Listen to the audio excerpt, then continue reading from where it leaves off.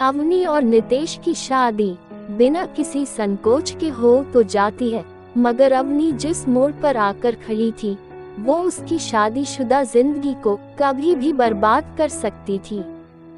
सुहागरात की रात अवनी ने कभी सोचा भी नहीं था कि नितेश इतने साफ दिल का इंसान होगा। उसने अवनी का घूंघट उठाकर उससे मुस्कुरा कर कहा, बहुत खूबसूरत लग रही हो।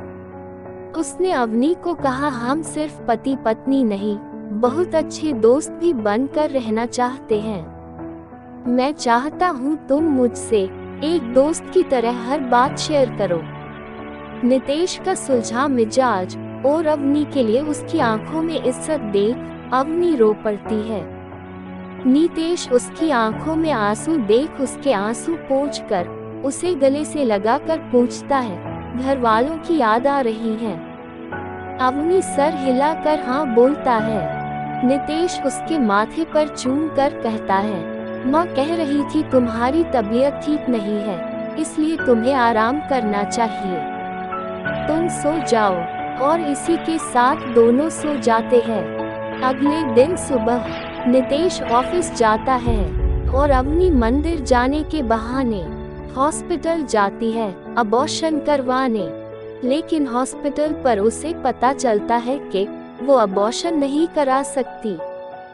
घर लौटकर अपने कमरे में जाकर रोती रहती है अवनी। रोते रोते वो पूजा को फोन करके सारी बात बताती है कि बच्चा 3 महीने का है और अब अबॉर्शन नहीं किया जा सकता, इससे अवनी की जान को खतरा है।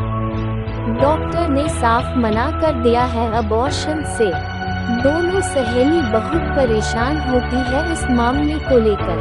पूजा उसे मशवरा देती है कि कह देना ये बच्चा नितेश का ही है, मगर अवनी कहती है मेरे कोख में 3 महीने का बच्चा है और नितेश के साथ शादी को मुझे 3 दिन भी नहीं हुए। अवनी पूजा से कहती है कि अब तो एक ही रास्ता है, मैं नितेश को सब कुछ सच सच बता दूंगी, फिर जो भी होगा मुझे मंजूर है। पूजा अवनी को डांट कर कहती है, पागल है तू, ऐसा बिल्कुल भी मत करना, कोई ना कोई रास्ता जरूर निकलेगा, हौसला रख। दरवाजे के बेल बजाने की आवाज से अवनी समझ जाती है कि नितेश आ गया है घर। वो फोन रखती है और जाकर दरवाजा खोलती है।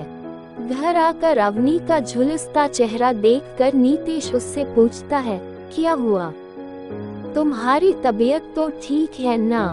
अवनी जवाब देती है, हाँ ठीक है। वो नितेश के लिए खाना लगाती है और दोनों पति पत्नी साथ खाना खाने बैठते हैं। कुछ देर बाद नितेश ऑफिस का काम करने बैठता है। अवनी उसके पास जाकर कहती है कि मुझे आपसे एक बहुत जरूरी बात करनी है और उसे बता देती है ये खौफनाक सच कि वो किसी और के बच्चे की मां बनने वाली है। और ये बात सुनते ही नितेश उसके गाल पर एक जोर का तमाचा लगा देता है। आगे की कहानी सुनने के लिए चैनल को सब्सक्राइब करना ना भूलें। एपिसोड 3 बहुत जल्द ही रिलीज होगा। धन्यवाद।